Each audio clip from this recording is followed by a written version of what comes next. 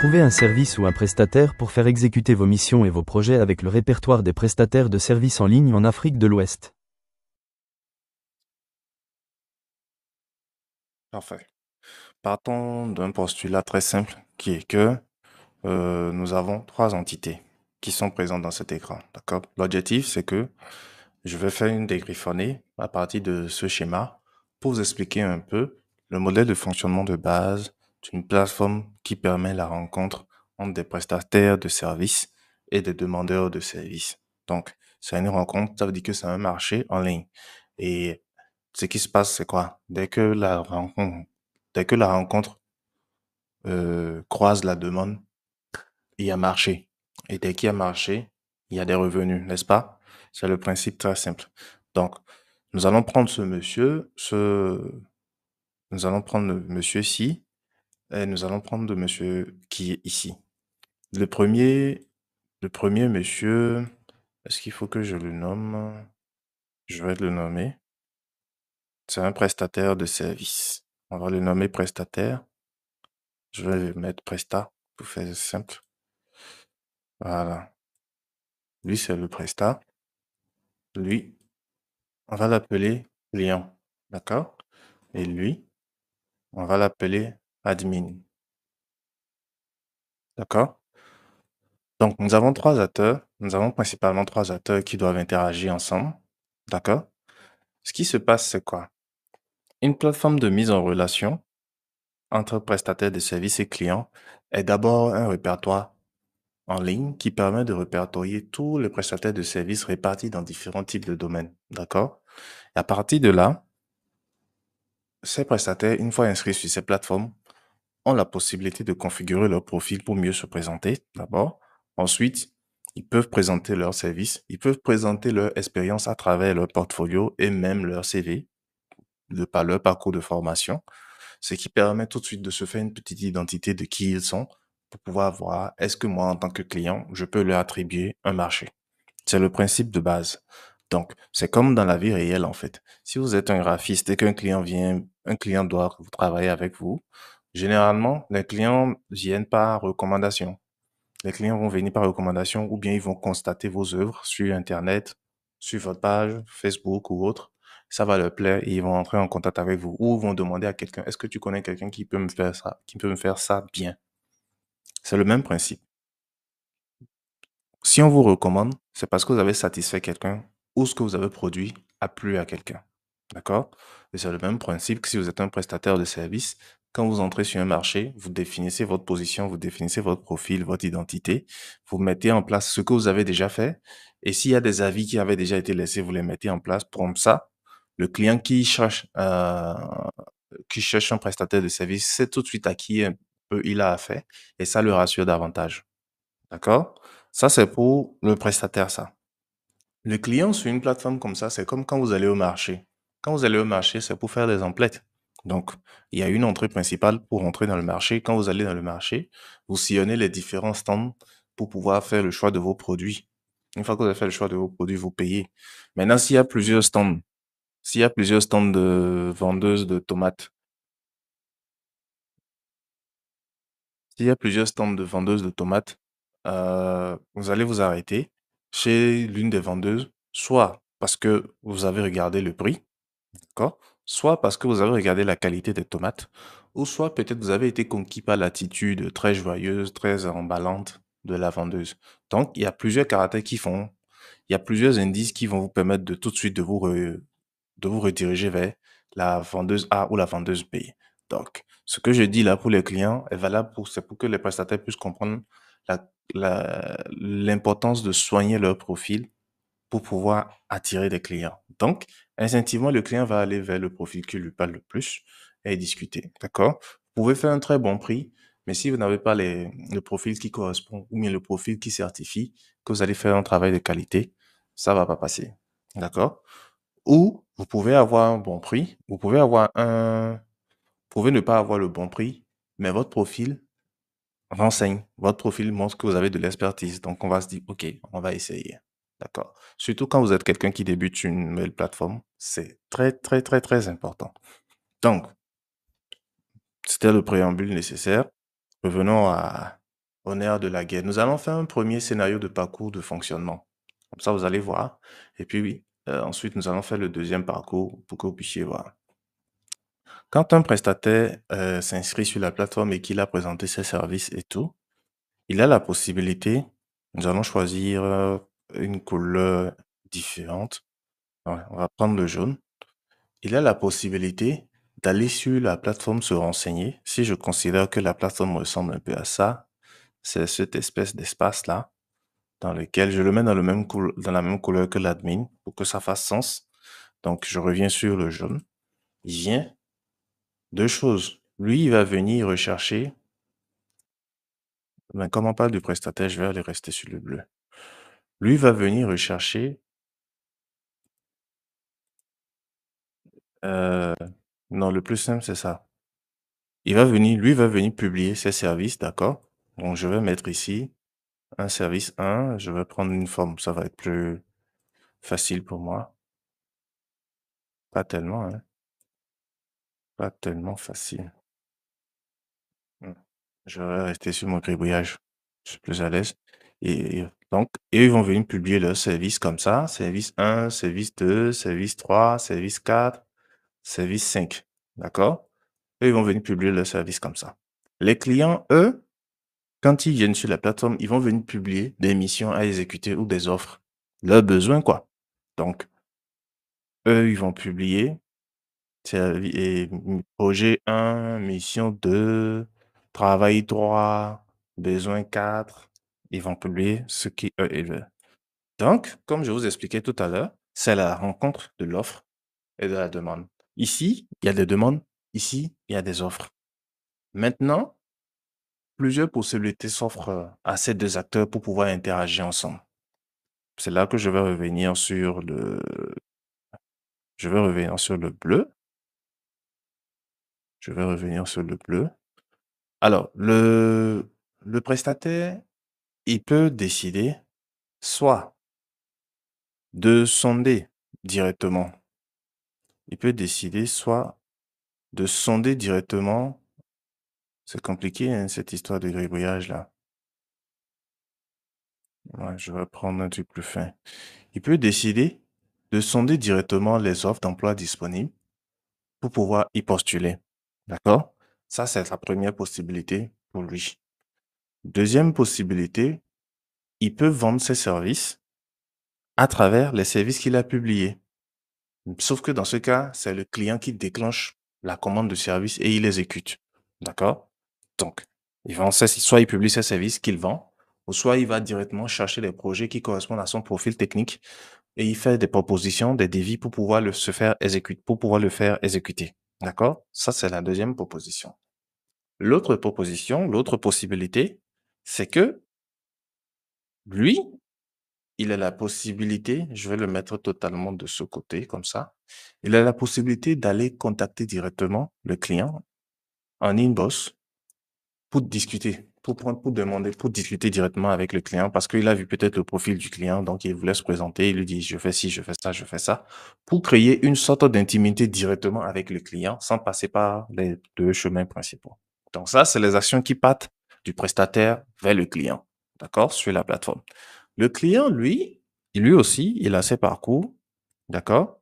Donc, comme vous l'avez compris, l'un des premiers parcours faciles du client, c'est que directement, il consulte les services disponibles, d'accord?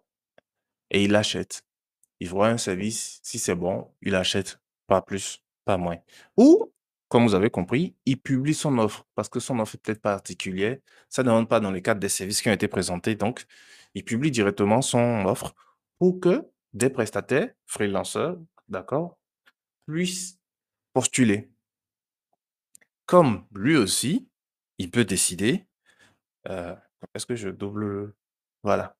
Il peut décider directement d'aller fouiller dans le profil des freelanceurs disponibles et de prendre contact avec un freelanceur avec lequel il sent peut-être que le feeling passe facilement. D'accord? Là, il sent que le feeling passe facilement. Donc, vous allez voir que chacun d'eux a quasiment trois alternatives. Publier les services, postuler, contacter directement. Lui, acheter des services, publier des offres, contacter directement. Donc, qu'est-ce que ça fait? C'est une rencontre de l'offre et de la demande. Maintenant, qu'est-ce qui se passe? Puisqu'on n'a pas encore parlé de ce monsieur qui est l'admin. Un marché a un périmètre défini dans lequel il y a l'échange entre l'offre et la demande, d'accord? Et que ça génère des revenus. Donc, là, en ligne, la plateforme, c'est comme un marché en ligne dans lequel les gens se rencontrent.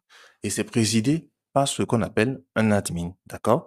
C'est l'admin qui met en place la plateforme, crée les outils nécessaires pour permettre aux gens de pouvoir travailler. Comme dans un marché où on définit un terrain, on construit le marché, on construit les boss, les stands, et chacun vient prendre sa place dedans pour que les clients viennent acheter. D'accord? C'est le même principe. Donc, de base, c'est le fonctionnement universel d'une plateforme comme JobWave. D'accord? C'est le fonctionnement de base comme ça. On ira bien loin après sur les autres questions pour savoir quels sont les types de domaines, quels sont les types de services qui peuvent être publiés, quels sont les types de compétences qui peuvent être mis en avant. Et voilà. Je me demande si c'est nécessaire de parler du mode opératoire de paiement. Pas dans cette vidéo, on le fera dans une prochaine vidéo. Ben, pour conclure déjà, je vais vous faire peut-être un petit tour rapide sur la plateforme en elle-même pour que vous voyez un peu à quoi ça ressemble. Euh, je cherche, euh, je cherche la page d'accueil. Je ne l'ai pas. Je vais revenir à l'accueil. D'accord, ça va faire plus simple. Donc là, là, nous sommes à l'accueil, d'accord? Et à l'accueil, voilà, on présente les différentes, là, on présente les secteurs d'activité possibles, d'accord? Tout, Principalement, tout ce qui peut se faire derrière un ordinateur est servi à l'utilité de quelqu'un se trouvant à un point A et se trouvant à un point B pendant que vous êtes au point A. Tant que vous pouvez dealer ensemble, tant que vous pouvez présider sur un projet ensemble, nous, on le considère que c'est possible. Donc, on se concentre vraiment sur tout ce qui est prestations numériques. Donc, c'est l'accueil. Je vais vous montrer déjà rapidement. Je voulais montrer. Voilà. S'il y a des missions, par exemple, c'est-à-dire des choses publiées par des clients, ça va se présenter sur cette liste. Ça, par exemple, c'est des exemples de missions. Création de visuels et de fiches de formation, chargé de communication et support utilisateur, spécialiste Canva, CapCut. Je vais pas aller dans les détails, mais tout de suite là, dans ce premier résumé, vous voyez déjà le délai. Ça a été posté il y a 2 semaines. Ça a reçu une proposition. Le niveau de compétence demandé est de niveau professionnel, donc un cadre un peu plus élevé. Le domaine d'activité, c'est graphisme et design, comme ce que vous voyez ici. Ça a été publié par une agence depuis le Burkina Faso, dont le budget est aussi entre 50 et 75 000. Donc, si je suis un prestataire, je peux envoyer une proposition ou me mettre ça en favori pour les contacter plus tard. Donc, comme je vous l'ai dit, si c'est que je voulais les contacter, soit je postule si j'étais un freelanceur ou je postule directement à ça. Ou sinon, si je voulais les contacter directement en inbox, je vais sur leur profil. Je l'avais déjà ouvert, je crois. Voilà, là, nous sommes sur le profil de l'agence, nanani, nanana, le nombre de projets, le nombre de fois où ils ont été consultés. Et puis, je les contacte directement. C'est aussi simple que ça. Ou bien l'offre est intéressante, je veux publier ça à des gens, je partage directement. D'accord? C'est le même profil. Donc, si on laisse ce côté et que je reviens sur, j'ai ouvert terminal de page que je m'y perds. Voilà. Nous pouvons consulter aussi la liste des clients disponibles sur la plateforme pour pouvoir directement les écrire. D'accord? Quand vous voyez des photos par défaut, c'est que les clients n'ont pas encore mis à jour leur profil. Sinon, quand un client a mis à jour son profil, ça ressemble à quelque chose comme ceci. D'accord? Maintenant, je peux aller consulter aussi les services qui sont disponibles. Donc là, vous avez des services qui sont disponibles. Conception d'affiches pour les réseaux sociaux à partir de 15 000 francs. Conception d'affiches professionnelles à partir de 15 000 francs et ainsi de suite. Donc, des services dans différents types de domaines. D'accord? Je peux aller voir aussi qui sont les freelanceurs présents sur la plateforme. Je peux consulter leur profil, discuter avec eux directement, comme ce que je vous ai montré dans le schéma précédent. Donc, si je dois aller sur le profil, je vais chercher, je pense que j'ai déjà ouvert un profil disposé. Voilà. Donc là, par exemple, nous sommes sur le profil d'un freelanceur, d'accord? Il définit son profil, son nom, depuis quand il est membre, il situe son pays, les langues qu'il parle, d'accord? Là, nous voyons anglais, français, son taux horaire, euh, À cet effet, je travaille actuellement sur un essai de réflexion pour aider les graphistes à réfléchir à leur système de tarification pour pouvoir ne plus se sentir lésés dans ce domaine-là, qui sera disponible très, très bientôt. Je vais mettre peut-être en place euh, une liste une page, un formulaire d'inscription pour être notifié dès que le livre est sorti pour que vous puissiez le recevoir en exclusivité. Donc, on peut contacter directement, on peut consulter on peut con- le portfolio du prestataire, d'accord, pour savoir qu'est-ce qu'il a déjà fait, quelle est sa compétence. On peut voir les différents services qu'il a déjà publiés, d'accord.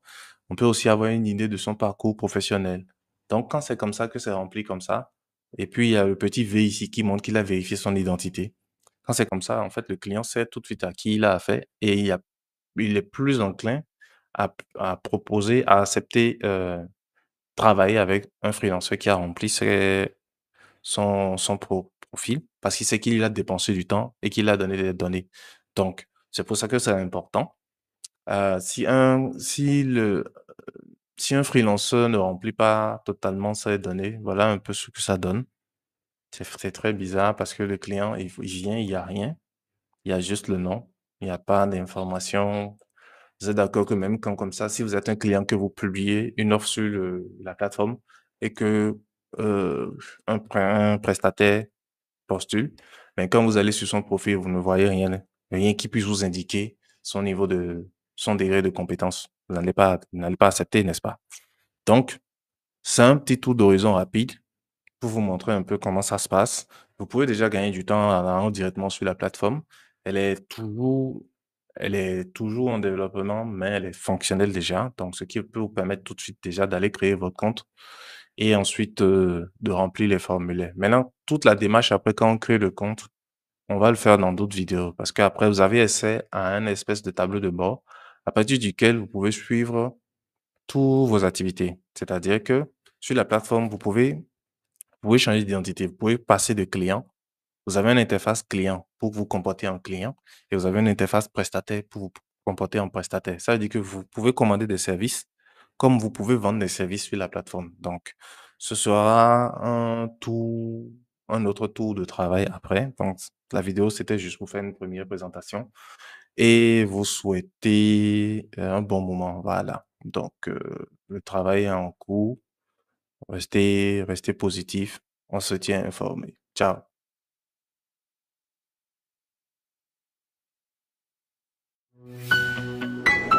Trouvez un service ou un prestataire pour faire exécuter vos missions et vos projets avec le répertoire des prestataires de services en ligne en Afrique de l'Ouest.